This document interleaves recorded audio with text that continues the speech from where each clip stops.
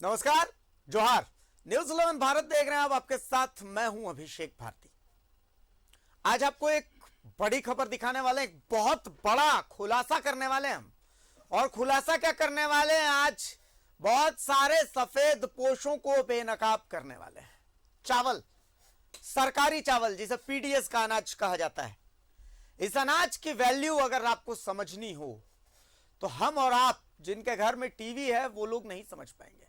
क्योंकि जो टीवी देख सकते हैं, अपने घर में टीवी रख सकते हैं, कम से कम वो इतने तो सक्षम हैं कि 2 वक्त की रोटी का उनके पास जुगाड़ है। इस चावल का महत्व अगर समझना हो तो उसके पास जाइएगा जिसके पास आधार कार्ड नहीं है, जिसके पास पैन कार्ड नहीं है, जिसके पास कोरोना में खाने को एक एक दाना नहीं था। सरकार ने उनके लिए वो व्यवस्था की थी कि भाई आप जाओ और जा करके अपने नजदीकी राशन दुकान से चावल ले लेना, अपना नाम लिखवा करके।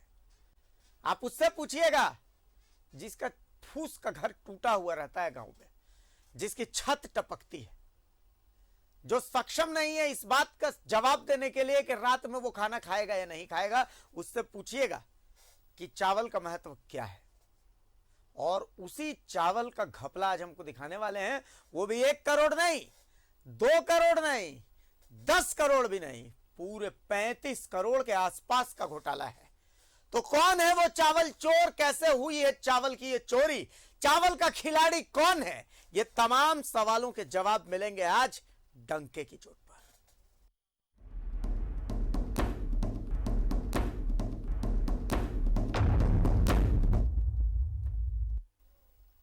तो सवाल डंके की चोट पर यही है कि सरायकेला का चावल चोर कौन है? वो चावल चोर जिसने लगभग 35 करोड़ का चावल पचा लिया और डकार भी नहीं लिया। ऐसा चावल जो कभी सरायकेला पहुंचा ही नहीं। वो चावल जो पप्पू शर्मा नाम के ट्रांसपोर्टर की गाड़ी से जाना था। वो चावल जिसका नाम लेने से ही एफसीआई और जेएसएफसी के अधिकारियों की घिघी बंद जा रही है और कह रहे हैं वो हमारे संवाददाता को, कैमरा बंद करो, कैमरा बंद करो। कैमरा देखते ही जिस चावल के कारण दरवाजे बंद हो जा रहे हैं, देखिए उस चावल के चोरी की दास्तान हमारी इस रिपोर्ट में। रिपोर्ट दिखाई।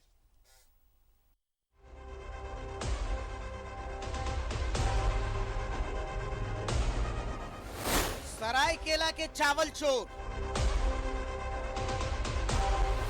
35 करोड़ का चावल गायब। हम कुछ कहें, आप घोटाला समझें, उससे पहले इस कमरा नंबर 420 को देख लीजिए। माफ कीजिए, कमरा नंबर 420। इस नाम में ही घोटाले का मर्म छिपा है। कमरा नंबर 420 में किस कदर उथल पुथल मची है कि अब हम आपको क्या बताएं। बहरहाल रांची समाहरणालय में ये एफसीआई यानी फूड कॉर्पोरेशन ऑफ इंडिया का कार्यालय है। तस्वीर नंबर 1। एफसीआई अधिकारी कैमरा बंद करवा रहे हैं। आप बंद करिए कैमरा, कैमरा बंद करिए। मैं ऑथराइज नहीं हूँ बोलने के लिए। आपको बोल दिया ना कितनी बार कि ऑथराइज नहीं है, फिर आप बार बार क्यों लगा रहे हो कैमरा? बंद करो ना कैमरा। जबरदस्ती करे। तस्वीर नंबर 2। एफसीआई अधिकारी दरवाजा भी बंद करवा दे रहे हैं। तस्वीर नंबर 3। जेएसएफसी के अधिकारी बदतमीजी भी कर रहे हैं। पर मैं यूपी जा रहा हूँ, हम दे देंगे आपको। आप जवाब दीजिए सर। मैं बता दूंगा, अभी रुकिए, हम 1 मिनट बुलाते हैं। तस्वीर नंबर 4। एफसीआई के अधिकारी खुद को पाक बता रहे हैं। मैं तो आया हूँ अभी 12 बजे बाद, आपको देखा होगा। एक सवाल ले लीजिए, मैं आपसे कोई जब इतना सब कुछ हो रहा है तो दाल में कुछ काला तो है ही। खैर, अब घोटाले को समझ भी लीजिए। सरायकेला में बीएसडब्ल्यूसी का गोदाम है। बीएसडब्ल्यूसी यानी Bihar state warehousing corporation. इस जगह पर फूड कॉर्पोरेशन अनाज रखता है, पर इस जगह से लगभग 35 करोड़ का अनाज गायब हो गया। मां देवरी राइस मिल का था चावल।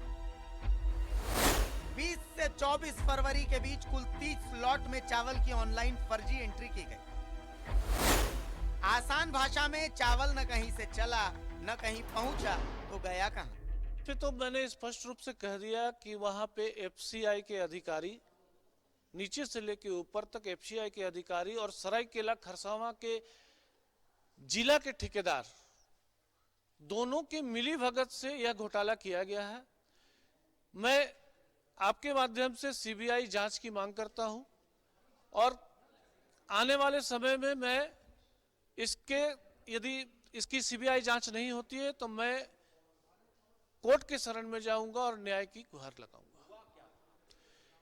इसमें लगभग 41 ट्रक माल जो दर्शाया गया है कि इस ट्रक से इस एसबीडब्ल्यूसी के गोदाम में पहुंचा दिया गया, लेकिन फिजिकल रूप से वो माल पहुंचा ही नहीं था, सिर्फ पेपर पहुंचा था। और वो पेपर में ऑनलाइन में ये दिखाया जा रहा था कि 41 ट्रक माल गोदाम में घुस गया है सरायकेला के एसबीडब्ल्यूसी गोदाम में। जब उस गोदाम के ओनर जो इंचार्ज है, गोदाम के इंचार्ज जब वहां उनको पता चला ऑनलाइन के माध्यम से कि हमारे गोदाम में इतना माल घुस गया है और उन्हें पता ही नहीं है, तो वो गए वहां पे देखने के लिए। और देखने के बाद वो वहां स्तंभ रह गए कि हमारे यहाँ तो एक भी माल ही नहीं है। तब वो एक मुकदमा लिखाए एफसीआई के खिलाफ और उस मुकदमे में यह उजागर हुआ कि फिजिकल रूप से माल वहां गया ही नहीं है और यह माल की ढुलाई दिखा दी गई है। तो इस माल की ढुलाई में सिर्फ 2 ही जन की रोल नजर आ रही है।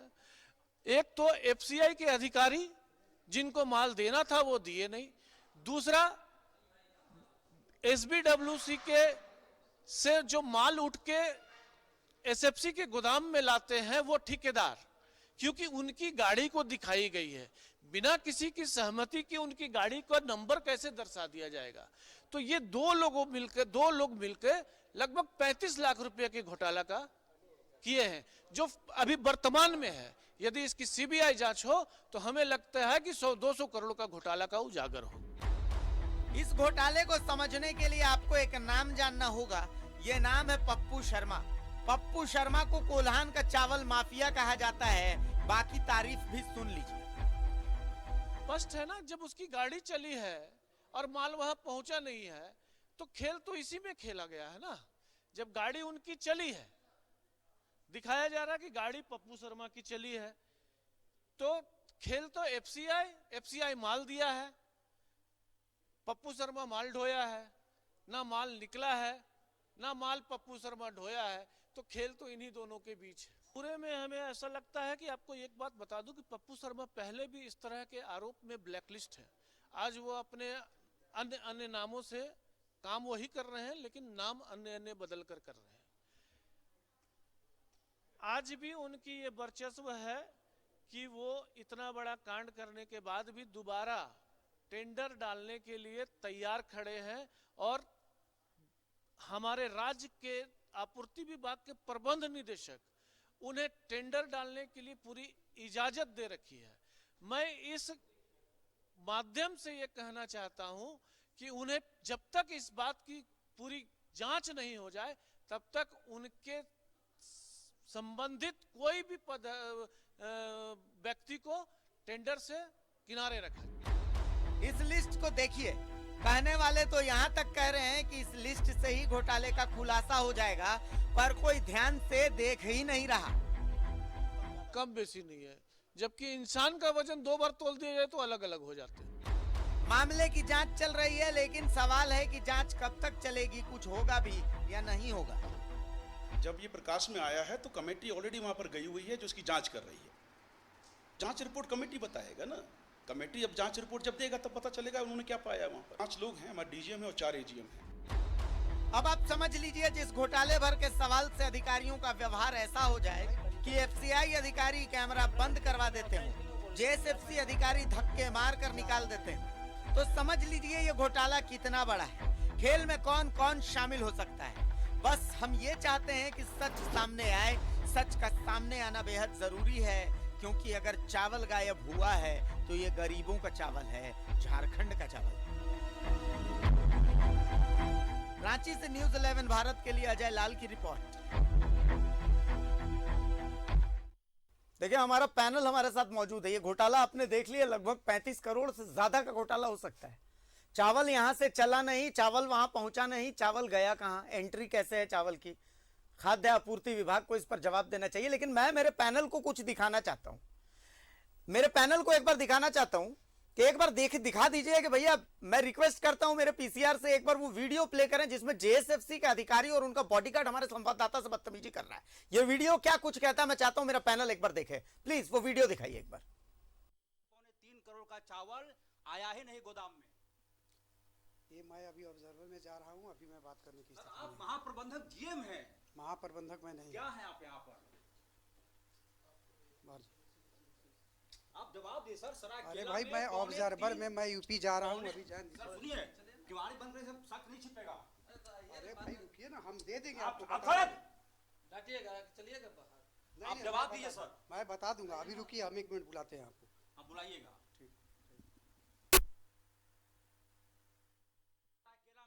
भाई ये पहली तस्वीर है।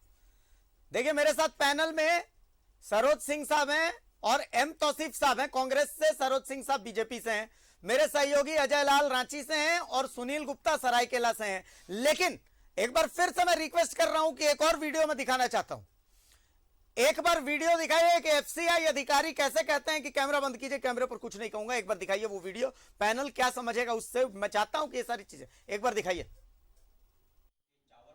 पहुंचे नहीं, उसकी एंट्री दिखा दी गई। एफसीआई के अधिकारियों पर सवाल उठ रहा है। आप बंद करिए कैमरा, कैमरे में ही कैमरा बंद करिए। मैं ऑथराइज नहीं हूँ बोलने के लिए, आपको बोल दिया ना कितनी बार कि ऑथराइज नहीं है, फिर आप बार बार क्यों लगा रहे हो कैमरा?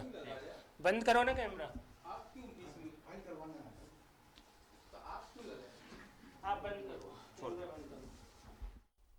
देखिए मैं झारखंडी हूं और झारखंड में एक बात हमारे यहां कही जाती है कि मिर्चाई लगता है तो परपराता है, और शायद ये परपराहट ही है जो यहां पर देखने को मिल रही है। बड़े बड़े अधिकारी हैं, कई तो मतलब झारखंड एडमिनिस्ट्रेटिव सर्विस के हैं, कई ऐसे अधिकारी हैं जो मतलब यूं समझ लीजिए कि एसडीओ लेवल के अधिकारी हैं, आईएएस हैं। तो भैया परपरा काहे रहा है? बोल दीजिए कि नहीं पता है। लेकिन ये बदतमीजी का मतलब क्या है? देखिए एक और तस्वीर देखिए, दरवाजा कैसे बंद हो जाता है, मीडिया का कैमरा पहुंचता है, वो भी दिखाइए, एक बार दिखाइए। आप पर सवाल उठेगा। आप आके बात करो, जबरदस्ती करे जा रहे हैं आप पर सवाल उठेगा। आप आके बात करो, जबरदस्ती करे जा रहे हैं आप पर सवाल उठेगा। आप आके बात करो, जबरदस्ती। कैमरे को बंद करवा दिया जा रहा है, कमरा भी बंद हो जा रहा है, कैमरा भी बंद हो जा रहा है। कमरे में भी दिक्कत है। कमरा नंबर 420 की ये तस्वीरें हम आपको दिखा रहे हैं। रांची समाहरणालय जाइएगा तो कमरा नंबर 420, यहां पर एफसीआई का ऑफिस है, कार्यालय है। अब वहां पर जैसे ही जाएंगे तो 420 लोग रहते हैं शायद, तभी तो कैमरे से इतना डर है, तभी तो परपरा जा रहे हैं। देखिए अब मेरा पैनल मेरे साथ मौजूद है, अजय लाल जी, कमरा नंबर 420। आपकी हिम्मत कैसे हो गई भैया 420 कमरा में घुसने की? मेरा तो नाम सुन के पैर कांप रहा है अजय लाल। देखिए भारतीय, पूरा का पूरा मामला आप इसको यूं समझिए कि आंख बंद डिब्बा गायब। ये मामले का उजागर कुछ इस प्रकार से हुआ कि सरायकेला खरसावां में जो एफसीआई का गोदाम है, वहां पर जब ट्रक से बोरियां उतारी जाती हैं तो एक बोरी उतारने के बदले में मजदूरों को 11 रुपया मिलता है। जाहिर सी बात है कुछ मजदूर अपनी मजदूरी की मांग कर रहे थे, तभी कुछ मजदूरों ने कहा कि 16 ट्रक चावल आया था, उसका मजदूरी कब मिलेगा। यानी कि मजदूरों में से कुछ को लगा कि 16 ट्रक चावल कुछ विशेष वर्ग के मजदूरों से उतरवा लिया गया। जब मजदूरों में ये बात छिड़ी तो पता चला कि ये पूरा का पूरा मामला आंख बंद डिब्बा गायब की तरह है। देखिए जब केंद्र में स्वर्गीय रामविलास पासवान जी खाद्य आपूर्ति मंत्री हुआ करते थे, उनकी विशेष निगाहें रहती थी ऐसे मामलों पर, लेकिन उनके गुजरने के बाद ये पूरा का पूरा विभाग इस प्रकार से हो गया है कि जो जहां है वही लूट रहा है। आज की तारीख में आप किसी से पूछ लीजिए कि एफसीआई का कार्यालय है कहां, मात्र 24 लोग जानते हैं। वो 24 लोग कौन है? जो तमाम जिलों में ठेकेदार हैं, ट्रकों के जो मालिक हैं। उनके अलावा 25वां व्यक्ति मुझे लगता है कि जो पैनल में हमारे साथ लोग बैठे हैं वो भी नहीं बता पाएंगे कि एफसीआई का कार्यालय रांची में है कहां। मैं कह रहा हूं कि 24 लोग के अलावा 25वां व्यक्ति नहीं जानता कि उनका कार्यालय है कहां। सब कुछ इस प्रकार से होता है कि वो कैमरे में बोलने के लिए अधिकृत नहीं है, लेकिन तमाम बेईमानी के काम करने में उनकी हाथें इस प्रकार से चलती हैं। आप देखिए, ना सिर्फ सरायकेला खरसावां में बल्कि कई अन्य जिलों में भी ऐसे मामले आ रहे हैं। पूरे झारखंड में 48 डिपो 48 डिपो एफसीआई के नियंत्रण में है। जाहिर सी बात है, कहां क्या होता होगा, कौन क्या करता होगा, ये तमाम बातें यदि जांच हो तो कई लोगों की गर्दनें फंस जाएंगी। और आप कैसे यकीन करेंगे कि जो व्यक्ति इस चोरी में शामिल है, अकेले जिस व्यक्ति का नाम आप ले रहे हैं पप्पू शर्मा, उसके अकेले की औकात नहीं इतनी ज्यादा कि वो तमाम रैकेट को इस प्रकार से करे कि 48 ट्रक चावल जो कि गरीबों के लिए था, पीडीएस में बंटना था, वो एंट्री करवा लेता है किसी क्लर्क के मार्फत से। ये तमाम चीजें अकेले संभव नहीं है, इसमें तमाम बड़े बड़े लोग शामिल हैं और सबकी हिस्सेदारी तय है। और जिस तारीख को तमाम खेल खेला गया 20 से लेकर 24 फरवरी के बीच, आपको याद होगा वो तारीख भी अनोखी तारीख है। कोरोना को लेकर पूरी तरह से लॉकडाउन की स्थिति थी, दुकानें 7 बजे बंद हुआ करती थी। जाहिर सी बात है, जैसे ही लॉकडाउन हुआ ट्रकों का खेल चालू हो गया और माल पहुंचा नहीं। और एक चीज और, जो गोदाम के कंप्यूटर के जो रिकॉर्ड होते हैं उसका कोड होता है कंप्यूटर ऑन करने के पहले, उसको रेवड़ी की तरह बांट दिया जाता है ऐसे लोगों के पास जो कि घर से भी इसकी एंट्री करा लेते हैं। जाहिर सी बात है, एफसीआई के अधिकारी और साथ साथ मैं जेएसएफसी की भी बात कर रहा हूं, जिस पप्पू शर्मा का ट्रक सरायकेला में चलता है वही सेम नंबर का ट्रक जेएसएफसी के गोदाम में भी चलता है। और एक और तारीख आने वाली है 11 मार्च। 11 मार्च को जेएसएफसी में एक बड़ा टेंडर होने वाला है कि किसे किसे माल के ट्रक की धुलाई मिलेगी। ये सब कुछ इतना आसान नहीं है जिस तरह से ये तमाम चीजें हुई हैं। कई अन्य जिलों में भी ऐसी खबरें आ रही हैं। रामविलास पासवान जब खाद मंत्री थे उस वक्त पलामू गढ़वा के कई गोदाम की खबरें आई थी इसी प्रकार से कि कैसे एंट्री ना कर माल ना आते हुए इसकी एंट्री दिखाई गई। उस वक्त काफी बखेरा हुआ था। रामविलास पासवान ने कई प्रकार के जांच कराए थे, लेकिन उसकी रिपोर्ट कहां है, क्योंकि एफसीआई के अधिकारी सीधे केंद्र के अधीन रहते हैं। मुझे लगता है कि इस मामले की यदि जांच हो तो कई लोग फंसेंगे, और फंसेंगे भी नहीं बल्कि इस प्रकार की व्यवस्था की गई है कि तमाम लोग जेल जाने का भी रास्ता उनका खुला रहेगा, क्योंकि सब कुछ रिकॉर्ड में आ गया। और जो न्यूज 11 के पास डॉक्यूमेंट है भारतीय, उसमें ट्रकों का जो वजन है, हमारे एक जो प्रेस कॉन्फ्रेंस कर रहे थे उनके माध्यम से चीजें सामने आई, लेकिन जो न्यूज 11 के पास डॉक्यूमेंट है, आप यकीन कैसे करेंगे कि 48 ट्रक चावल जब वो आता है तुलवाने के लिए, तो कांटा टूली जो होता है एक प्रकार से, जो धर्म कांटा जिसको बोलते हैं, जिसपे ट्रक सीधे चढ़ता है और उसका वजन माफ हो जाता है, धर्म कांटा, उन सब का वजन अमूमन 1 किलो 2 किलो के अंतर में आता है। ये कैसे संभव है कि तमाम ट्रकों का वजन एक तरह का होगा? प्रेस कॉन्फ्रेंस करने वाले मजदूर नेता कह रहे थे कि इंसान को आप तौलेंगे तो वो भी 2 बार में फर्क आ जाएगा। बिल्कुल सही बात है। सब कुछ इस प्रकार से किया गया है कि किसी को कानो कान खबर ना हो, लेकिन गुनाह कितना भी बड़ा क्यों ना हो, कुछ ना कुछ सबूत वो छोड़ जाता है। और यही कागज कल को गले की हड्डी बनेगी एफसीआई के अधिकारियों के गले के लिए और जेएसएफसी के अधिकारियों के गले के लिए। अभिषेक, सुनील सरायकेला से हमारे साथ जुड़े हुए हैं। सुनील, क्या आप उसी जगह से हैं जहां पर ये बीएसडब्ल्यूसी का गोदाम है? सुनील जी बिल्कुल, मैं उसी जगह पे हूं। और आपको बता दूं कि जब से इस खबर की तफसील शुरू की है न्यूज 11 ने अपने मार्फत, एक बार उस गोदाम के दर्शन भी करवाइए जितने भी दर्शकों को, एक बार उस गोदाम के दर्शन भी करवाइए जहां ये महापुण्य हुआ है, ताकि उसके सामने एक मिट्टी छू ना सके तो कम से कम एहसास ले सके। माथे पे लगा करके दिखाइए भाई। ये एफसीआई गोदाम है जहाँ पे हम खड़े हैं, और आप देख सकते हैं कि अभी ये बंद है, लेकिन यहाँ पे जो भी काम हुए हैं सरायकेला की एफसीआई गोदाम है, ठीक है। और इस जगह पे मैडम अनीता करकेटे जी का छत्रछाया रहता है और बखूबी रहता है यहाँ पे। उनके चाहे बिना यहाँ एक परिंदा पर नहीं मार सकता है। और आपको बता दूं कि यहाँ जिस पप्पू शर्मा की बात हो रही है, यूँ कहें कि पप्पू शर्मा, अनीता करकेटे और एक और संतोष बाबू हैं कोई, उनका मतलब यहाँ पर पूर्ण रूप से छत्रछाया रहता है। और दूसरी बात मैं आपको बता दूं भारती कि इस जगह पे इस जिले के जितने भी खास करके अनाज व्यवसायी है, जो अनाज के कारोबार में संलिप्त है और उनकी बड़ी बड़ी मिलें हैं या फिर बड़ी बड़ी गोदामें हैं, वो सारे के सारे भूमिगत हो गए हैं अभी यहाँ से। अभी जिनके पास भी जाइए किसी का भी पता नहीं है, कोई भी घर में नहीं है, कोई दुकान में नहीं। यहाँ तक कि जो उनके गोडाउन है वो तक बंद हो चुके हैं। यहाँ के छोटी बड़ी कुछ राइस मिलें हैं वो भी बंद हो गई है। आप सोचिए कि इसका टारगेट कहाँ तक इन लोग जुड़ा हुआ था, कहाँ कहाँ से इन लोग काम कर रहे थे। दूसरी बात, जैसे कि उन्होंने कहा कि इस कंप्यूटर का जो होता है, हमारे अजय लाल जी ने जिस तरह से बताया एकदम सही और सटीक उन्होंने जवाब दी है और बात कही है, क्योंकि यहाँ भी वही हाल है। यहाँ पे कोई भी इंसान यहाँ पे एंट्री करने के लिए नहीं आता अधिकारी के। यहाँ तक कि अनीता करकट्टे मैडम का तो और भी बहुत सारा जगह राइस मिल की गोदाम में उनका अपना डायरेक्ट पहचान है और वहाँ पे अपनी रुतबा कायम किया मेरे ही अनाज को कैसे। देखिए अनीता करकट्टे यहाँ की 2 गोदाम देखती हैं, एक आपकी गम्हरिया में और एक सरायकेला एसएफसी को देखती हैं, ठीक है। लेकिन अभी सबसे बड़ी बात है कि जो जांच अधिकारी आए थे, अनीता करकट्टे जो वहां से नाराज मिली हो, जांच अधिकारी को जब हम लोगों ने पूछा कि सर ये फोन नहीं उठा रही हैं, अब जांच करके आखिर कर क्या रहे हैं जांच करने के संबंध में, उन्होंने कहा था भैया तो मेरा ही फोन नहीं उठा रही तो हम क्या करें, लड़ाई करें उनसे। आप बताइए कि सर जो रांची से टीम आई है, जो झारखंड के जो इतने बड़े अधिकारी हैं जो यहाँ पे आए हुए हैं, जिनका नाम है मैं आपको बता रहा हूँ,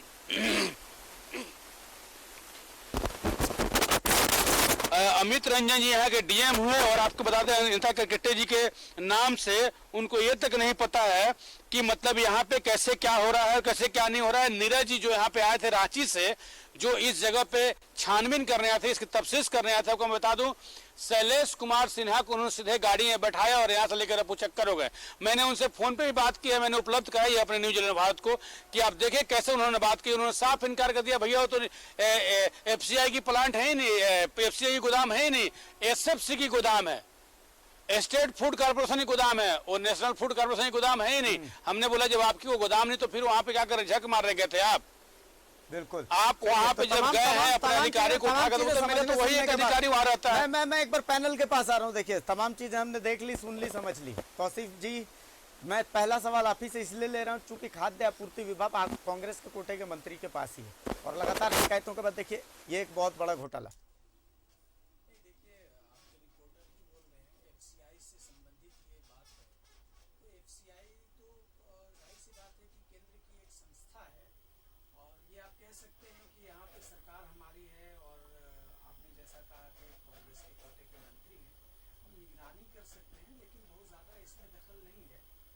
तो उनका है जिनकी ये संस्था है, तो ऐसे ये कब से इस तरह की बात चल रही है, कितने लोग इसमें शामिल हैं, कौन कौन लोग शामिल हैं, तो ये तो जांच का विषय है और जांच। अच्छा मैं एक बार देखिए एक चीज मैं आपको एक चीज दिखाना चाहता हूँ। मैं एक बार प्लीज वो वीडियो दिखाइए जिसमें हमारे संवाददाता से बदतमीजी हो रही है, जेएसएफसी के अधिकारी जो हैं वो बदतमीजी कर रहे हैं। एक बार उस वीडियो को दिखाइए। मैं इसलिए क्योंकि मैं इससे जुड़ा सवाल पूछना चाहता हूँ। मैं एक बार इस याद को फिर से ताजा करवा दे रहा हूँ। एक बार वो वीडियो दिखाइए प्लीज।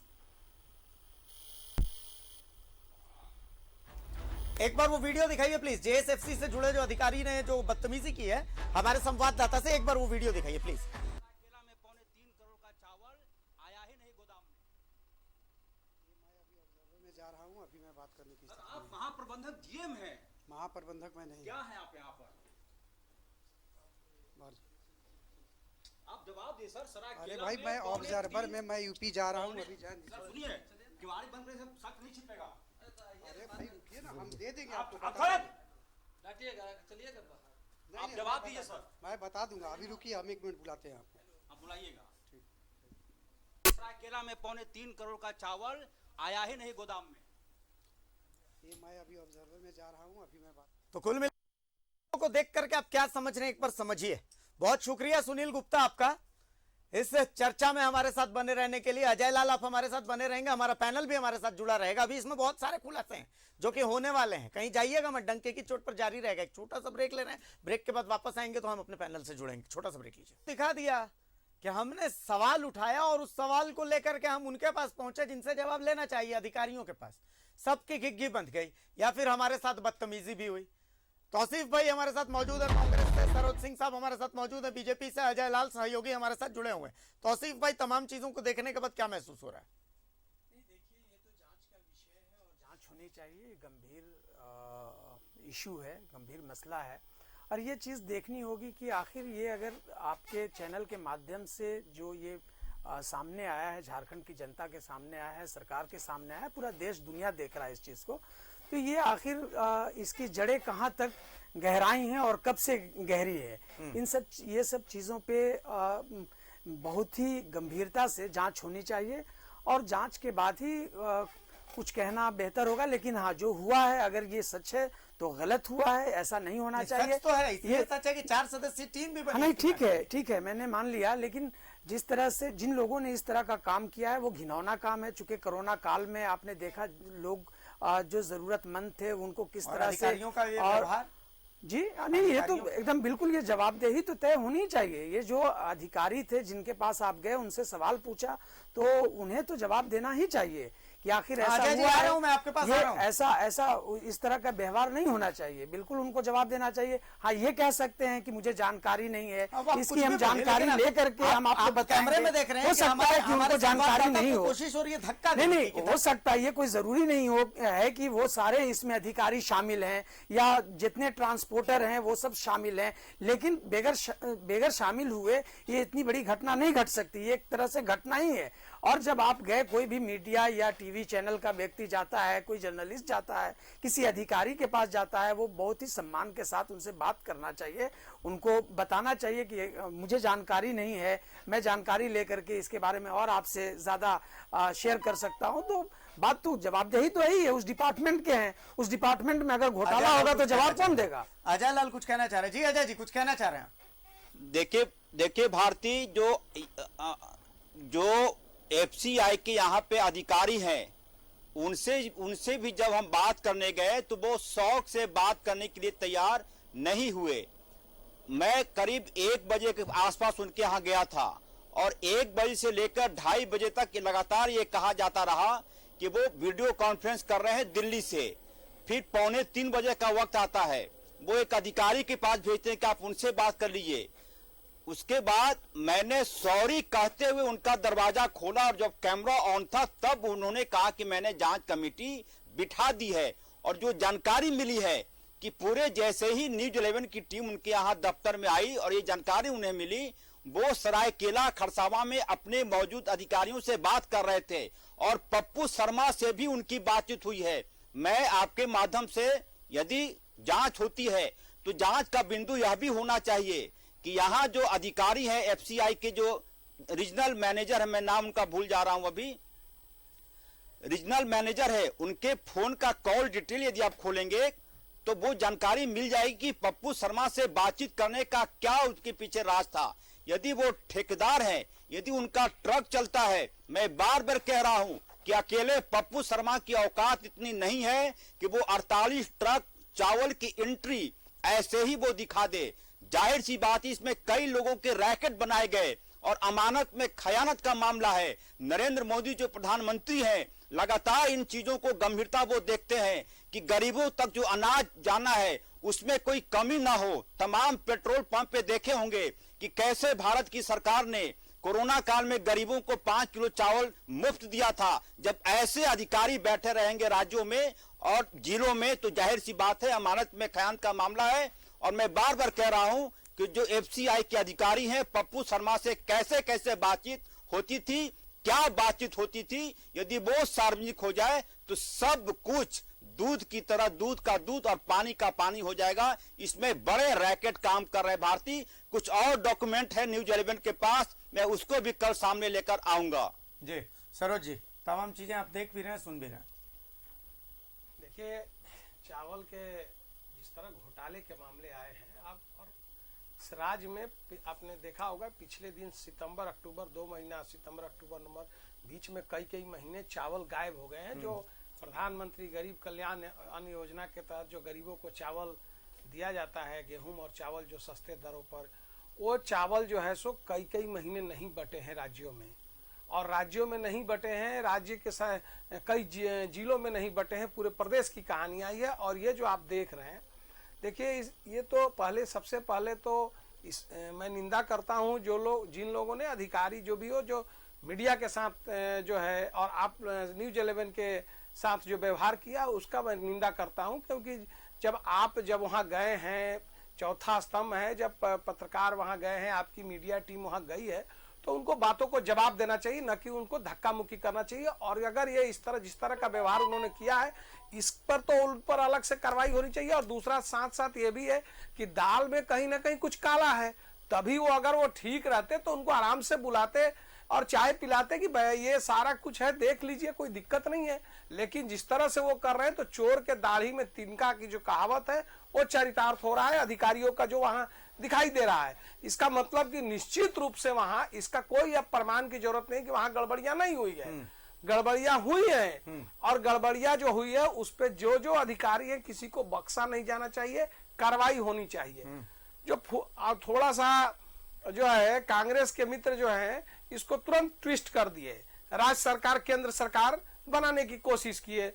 देखिए, घपला घोटाला कहीं भी है, जो भी अधिकारी अगर गड़बड़ किया है तो उस पर कार्रवाई होनी चाहिए। और जो फूड कॉर्पोरेशन ऑफ इंडिया से संबंधित जो गोदाम है, जिसको बिहार वेयर हाउस के नाम से जो है, उसमें ये तो बातें ये क्लियर है कि फूड कॉर्पोरेशन का जो एफसीआई का जो गोदाम संबंधित गोदाम है, उसमें माल रखवाने के लिए वहां से मिलों से माल वहां आता है, और वो गोदाम फर्जी एंट्री किया है जो राज्य सरकार के अधीन है।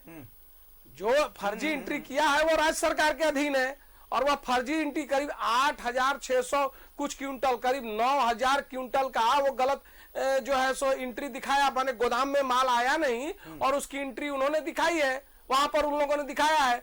वो जो जहां एंट्री दिखाई है वो राज्य सरकार से संबंधित है, वो राज्य सरकार का नियंत्रण है उस पे। और इस पर हमारे प्रदेश अध्यक्ष दीपक प्रकाश जी, श्री दीपक प्रकाश जी कल ही इस पर प्रेस कॉन्फ्रेंस रिलीज भेजे थे कि भाई इतना बड़ा वहां पर सरायकेला में इतना बड़ा घोटाला हो रहा है, इसकी जांच जो है, और आज आप उसको पूरी विषय को दिखा भी रहे हैं। आपके लाल जी गए हैं वहां, जिस तरह से उन्होंने व्यवहार किया है, इससे साबित होता है कि वहां गड़बड़ियां हुई है। लेकिन राज्य सरकार हो या केंद्र सरकार हो, कोई सरकार हो, अगर अधिकारी गड़बड़ किए तो सब पे कार्रवाई होनी चाहिए।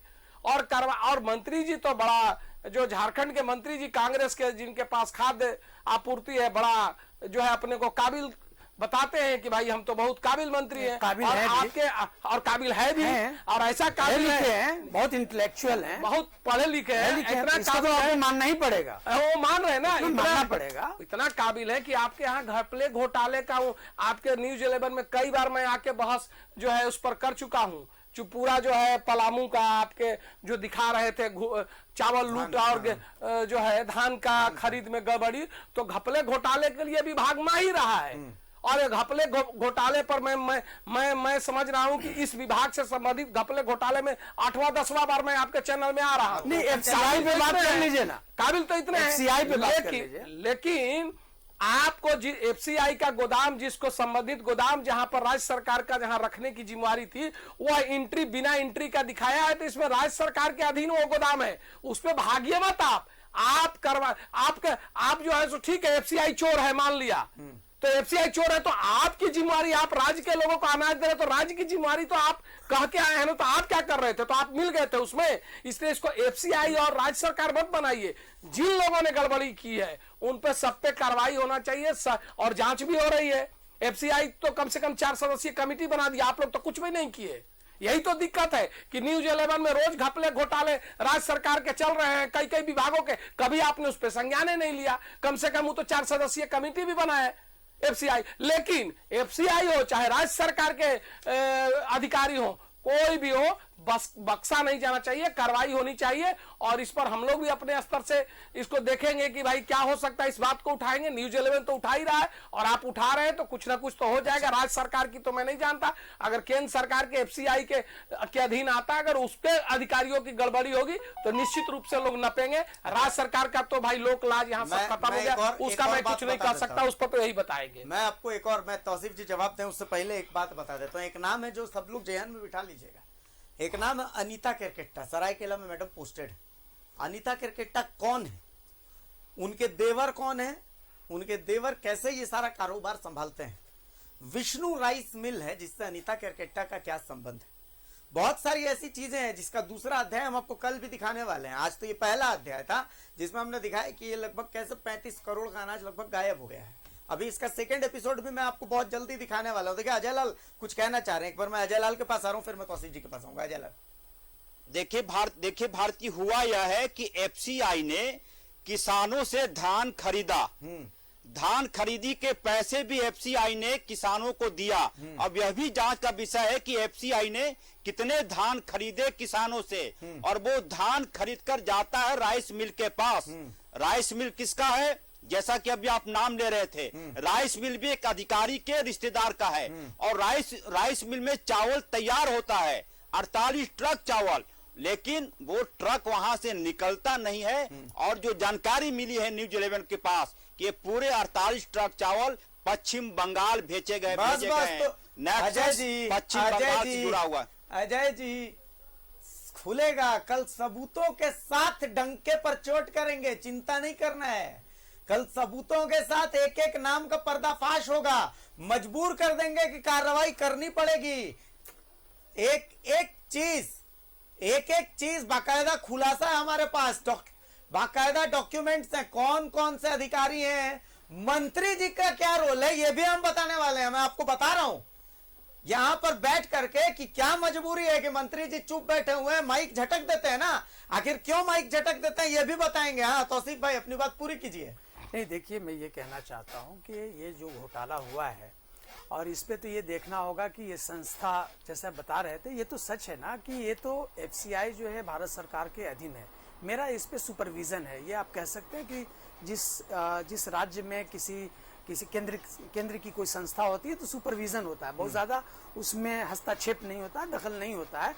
लेकिन जहां तक सवाल है राज्य सरकार का कि राज्य सरकार इस पे कार्रवाई करे, अगर उसके अधीन ये चीज होगी तो जाहिर सी बात है कि राज्य सरकार इन सब सारी चीजों को न्यूज 11 के माध्यम से देख रही है। ये बहुत कोई छोटा मामला नहीं है, बहुत गंभीर मामला है, अन्न से रिलेटेड है, अन्न से संबंधित है, तो ये होना चाहिए। अगर राज्य सरकार को लगेगा कि नहीं हमारे अधीन ये चीज नहीं, देखिए अब तो जो होना था हो गया है, लेकिन जो लोगों ने किया है उन पे कार्रवाई तो होगी। मैं एक बात, छोटी सी बात बता रहा हूँ, छोटी मुंह बड़ी बात कर रहा हूँ, बुरा मत मानिएगा। नहीं, बुरा आपकी बात हम लोग नहीं मानते हैं कि भाई बुरा मत मानिएगा। मुझे जगह याद है, यही जगह थी, पैनल पर आप नहीं थे, भले पैनल पर कांग्रेस से दूसरे पैनलिस्ट थे, जेएमएम के भी पैनलिस्ट थे, सरोज जी थे उस दिन। सरोज जी ने ओपन चैलेंज किया था कि भाई मैं ओपन चैलेंज कर रहा हूं कि आप एक मामले में भी कार्रवाई करके दिखा दीजिए तो मैं मान जाऊंगा। आज मुझे लगता है पूरे 2 महीने कार्रवाई नहीं, देखिए कार्रवाई तो सिर्फ इसी पे नहीं होगी, कार्रवाई तो उन सब सारी चीजों पे भी होगी, और वो सब पूरा सिलसिला जितना चला आ रहा है ना, उन सब पे काम हो रहा है। जब एक बार सब कार्रवाई जब शुरू हो जाएगी तो वो सब नजर आएगा, आपके टीवी चैनल के माध्यम से लोग देखेंगे। हम चाहते तो हैं ऐसा नहीं, बिल्कुल वो होगा, ऐसा नहीं है कि केवल इसी को लेकर के, बहुत सारी चीजें हैं जो पास्ट में भी जो हुई हैं उन पे भी काम चल रहा है। मुझे मंत्री जी के 2 रूप याद आते हैं। एक रूप वो है जब वो रथ रोक दिया करते थे, मजबूत हुआ करते थे। नहीं, उनके एक रूप ये भी तो देखिए कि किस तरह से, नहीं जिस तरह से भारतीय जनता पार्टी की सरकार ने यहाँ पे जितने जितने जो राशन कार्ड था जो खत्म कर दिया था, रद्द कर दिया था, इसी मंत्री ने इन्होंने 15 लाख राशन कार्ड फिर से ग्रीन कार्ड को रिकंटिन्यू किया। जिस तरह से कोरोना काल में उन्होंने काम किया, कोई भूख से मरा नहीं, लोगों तक राशन पहुंचा, इस चीज को भी तो आप सरकार को और मंत्री को क्रेडिट देंगे ना, कि नहीं देंगे?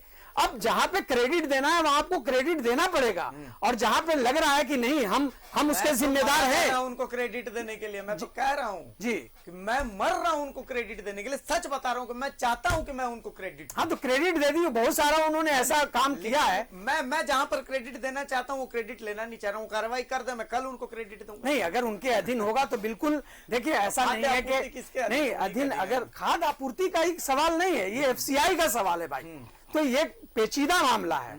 अगर लगता है, मैं कह रहा हूं, देखिए मैं बहुत ज्यादा टेक्निकल नहीं हूं इस मामले में, लेकिन जो सेंस कहता है वो ये कह रहा है कि अगर उससे रिलेटेड है, संबंधित है, तो बिल्कुल इस पे कार्रवाई करनी चाहिए।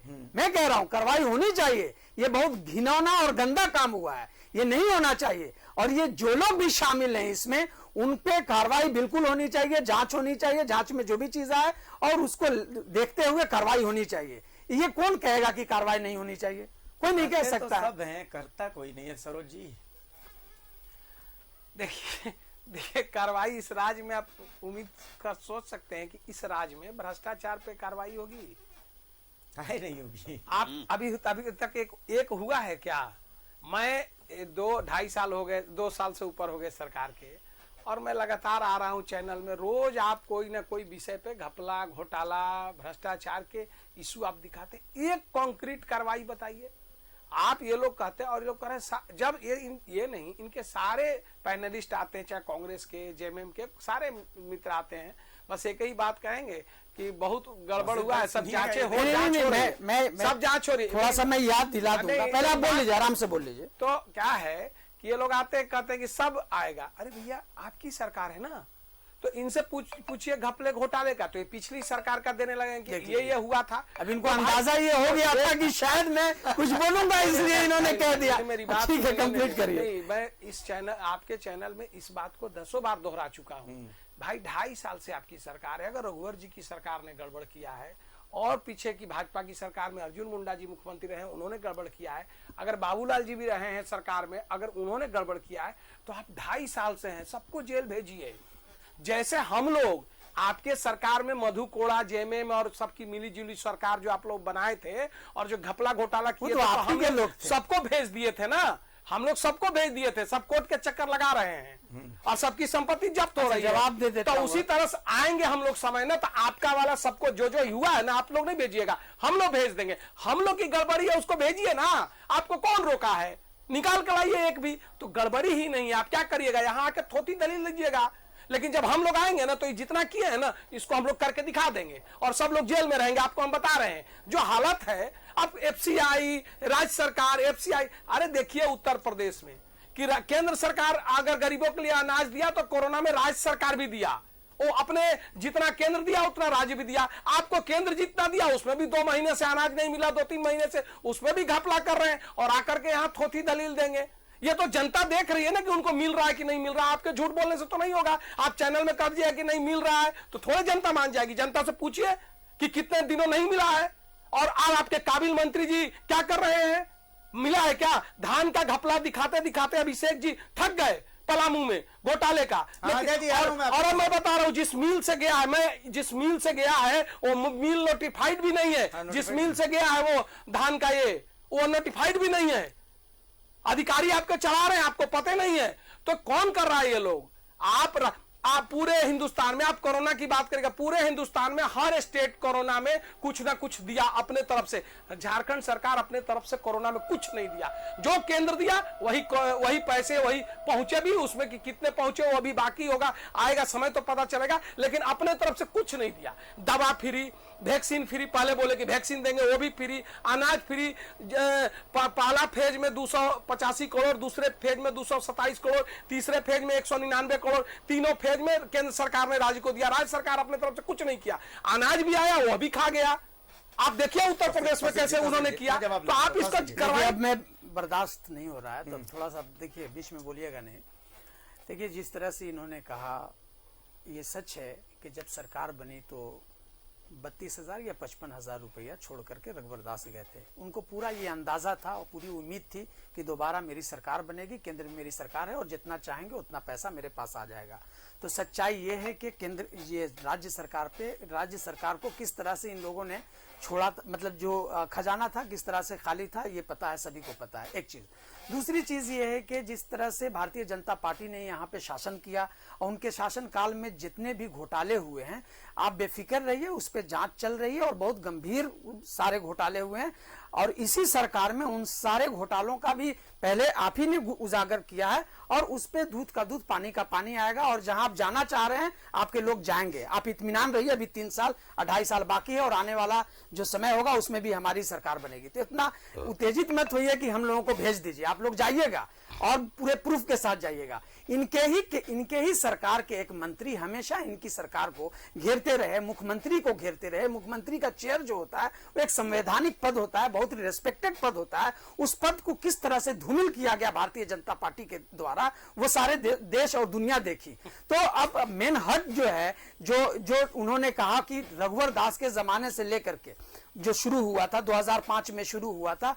और फिर जब रघुवर दास जी यहाँ पे मुख्यमंत्री बने, मंत्री के बाद चॉकलेट घोटाला से लेकर के टी शर्ट घोटाला, कंबल घोटाला, पल्ला घोटाला, ये सारी चीजें, ये मैं नहीं कह रहा हूं, ये एजी की रिपोर्ट है। तो आप बेफिक्र रहिए सरोज जी, उस पर जांच चल रही है, बहुत गंभीर विषय, और कहीं वो जैसे ही सारी चीजें आएंगी उस पर कार्रवाई होगी, और जो लोग उसमें दोषी होंगे और जितनी जो सजा के लायक होंगे उन्हें सजा मिलेगी, वो सब जाएंगे। आप बेफिक्र रहिए, उतना ताकत नहीं है आपके अंदर की आप ही केवल भेजिएगा। और जिन लोगों की आपने बात कहा कि मेरे सहयोग से उन लोगों की सरकार बनी, माफ करिएगा, सबसे पहले आपके वो सहयोगी थे, जितने 5 लोग जो इंडिपेंडेंट थे उनके साथ आपने सरकारें बनाई थी, सरकारें बनाई थी, कई बार वो सरकार बनी बिगड़ी थी, और वही लोग आपके थे। जब इधर चले आए तो वो आपके दुश्मन हो गए, और पता नहीं उससे पहले जब मलाई उनके साथ मिलकर के भारतीय जनता पार्टी खा रही थी तो वो बहुत अच्छे लोग थे।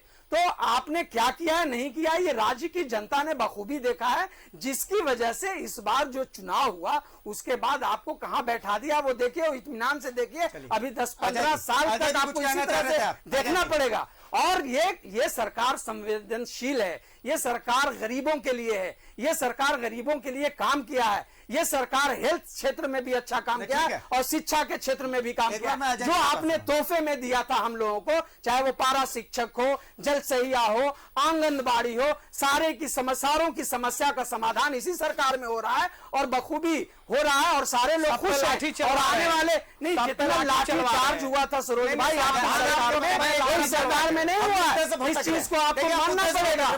नहीं, मुद्दे पे मैं आ रहा हूँ। FCI जो है, मैं FCI जो है इनके केंद्र सरकार के द्वारा है, और जहां पे भी इस सरकार का संबंध होगा, जहां पे जरूरत पड़ेगी ये सरकार कार्रवाई करेगी। लेकिन ये लोग क्या करेंगे, और इनके इशारे पे ये केंद्र सरकार के द्वारा चलता है, तो इनके इशारे पे वो लोगों को भी चिन्हित करना होगा किनके इशारे पे ये घोटाला हुआ है, कौन लोग शामिल है इसमें, पहले से इसमें कौन लोग शामिल है, ट्रांसपोर्टर को किसने नियुक्त किया है, इसकी भी जांच होनी चाहिए। देखिए भारतीय दो सूचना ग्रहण कर लीजिए। मेरे व्हाट्सएप पर मैसेज आया है, गढ़वा पलामू के कुछ लोगों ने मैसेज भेजा है और लिखा है कि अजय लाल जी, जो मैं पढ़ नहीं पा रहा हूं क्योंकि व्हाट्सएप हमारे सामने है, कैमरा को देखना है, लिखा है कि अजय लाल जी गढ़वा पलामू में भी बिना सामान आए, चावल आए, गोदाम में एंट्री दिखा दी गई है, आप यदि कल को दिखाएंगे तो उसे भी शामिल करें। और दूसरी सूचना यह है भारतीय कि आज अंतर्राष्ट्रीय महिला दिवस के मौके पर भाजपा के सांसद संजय सेठ अरगोड़ा चौक गए थे, ऑटो जो पिंक ऑटो है चलाने वाली महिलाओं को सम्मानित करने। महिलाओं ने सम्मान लिया जरूर, लेकिन उसके बाद कहा कि सर आज महिला दिवस है, हमको आप राशन कार्ड भी दिलवा दीजिए, राशन कार्ड नहीं है। नहीं बिल्कुल, जिन लोग, अगर आपके पास अजय भाई वैसी लिस्ट है, वैसे लोग हैं, जो बहुत सारे लोग हैं जो मतलब राशन कार्ड बनवाना चाहते हैं, बिल्कुल उनका राशन कार्ड बन रहा है, वो बहुत जरा भी देर नहीं लगेगा, वो लोग अपना पूरा डिटेल्स दें। और मैं कह रहा हूं, मैंने खुद लोगों का बनवाया है, अपने इलाके में बनवाया है, पलामू में बनवाया है, और जो लोग बोलता है 2 रोज के अंदर में राशन कार्ड बन जाता है पूरे डिटेल्स के साथ, आपके पास अगर उस तरह की लिस्ट है, 1000 है, 2000 है, 200 है, आप मुझे दीजिए या फिर उस विभाग में दीजिए, उन लोगों का राशन कार्ड बनेगा। ये एकदम तय किया गया है कि कोई भी ऐसा व्यक्ति जो जरूरतमंद है उसको राशन कार्ड मिलना चाहिए, राशन कार्ड बनना चाहिए, उन्हें राशन मिलना चाहिए। गढ़वा पलामू बिना एंट्री के चावल सरोज जी। देखिए 60 लाख राशन कार्ड था, अभी 3-4 लाख बढ़ा है, तो रूटीन वर्क है, जैसे जैसे छूटे लोग हैं वो बनते रहता है। अगर हमारी ही सरकार अगर ये कहते हैं कि मैक्सिमम चला है तो 60 लाख राशन कार्ड हम ही लोग बनवाए होंगे, तो बनता ही है। 4 लाख अभी बना है, 15 लाख आंकड़ों का खेल दूसरे से करिए। 13 लाख जो है आंकड़ा मत बताइए, 4 लाख नए बने हो तो रूटीन वर्क है, छूटते जाएंगे, बनते जाएंगे। 13 लाख और ये चलेगा सरजू, आप सुन लीजिए, आप सुनिए, आप सुन लीजिए, आप चले गए सरजू राय जी पर, ये कि सरजू राय जी जो बात बोले मैं वही कह रहा हूँ, आप कह रहे हैं ना। सुनिए, अब ये चले गए, एक दो बातें कह दिए, जरा सुनिए। अब ये चले गए सरजू राय जी पे, इनके मंत्री चिल्ला चिल्ला के क्या बोल रहे हैं, मातृभाषा से ये नहीं होगा, उर्दू को लागू कर दिए, हिंदी को छोड़ दिए, नहीं होगा, चिल्ला रहे इनके सारे मंत्री। और इनको पुराना वाला याद है, अभी वाला नया याद नहीं है इनको, पुराना वाला इनको बहुत याद रहता है। ये कह गए कि रघुवर जी 40,000 रुपया छोड़ के गए थे, तो रघुवर जी 2014 में बने थे तो ये कितना छोड़ के गए थे कांग्रेस की सरकार? अरे भाई राज्य सरकार जो पैसा अगर जो सरकार खर्च नहीं कर पाए वो निकम्मी मानी जाती है। अगर खर्च कर दिए, सरकार का काम है, इनको पता ही नहीं है सरकार का काम है रेवेन्यू कलेक्ट करना और खर्च करना। नहीं रेवेन्यू और रेवेन्यू अब मेरी बात सुन लीजिए ना, बोल दिए तो सुन लीजिए ना। और कोई यहाँ कारू का खजाना और राजा महाराजा का नहीं है कि लोग कि खजाना में जो है वो रखा हुआ है सोना निकाल के राजा बांट रहे हैं। यहाँ रेवेन्यू जनरेट करती है सरकारें और खर्च करती है। जो सरकार रेवेन्यू जनरेट नहीं कर पाती है वो सरकार निकम्मी मानी जाती है। और आपको बता दें कि आपको जो कह रहे हैं कि केंद्र का, आप लोग बार बार आरोप लगाते हैं कि केंद्र जो राज्य सरकार को पैसे नहीं दिया या राज्य सरकार का, ये मैं आपको बता दूं, आपकी जब सरकार थी 9 से 14 तक 9 से 14 तक आपके सरकार थी, आप कर हस्तांतरण के पैसे छोड़ दीजिए, उसमें तो 9 से 14 तक आप लोग 21,000 करोड़ रुपए 5 साल में दिए।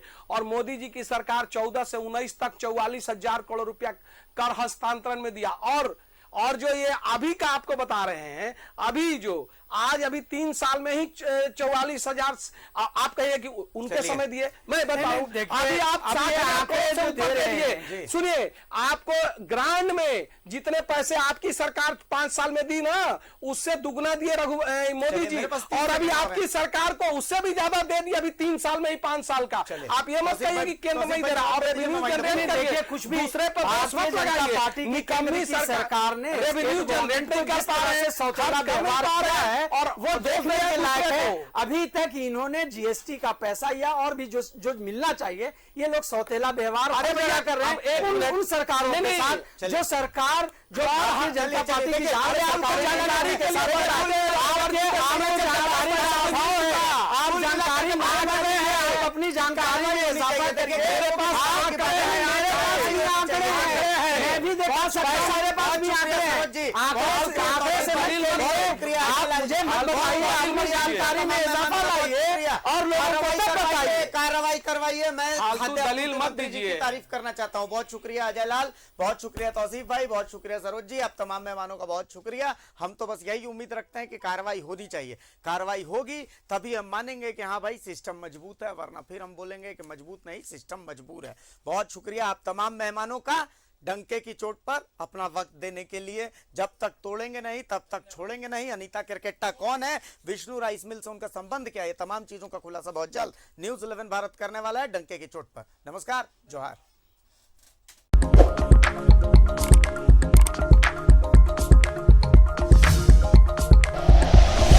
Like and share videos, subscribe करें हमारा चैनल और प्रेस करें बेल आइकॉन। न्यूज़ 11 भारत, सच है तो दिखेगा।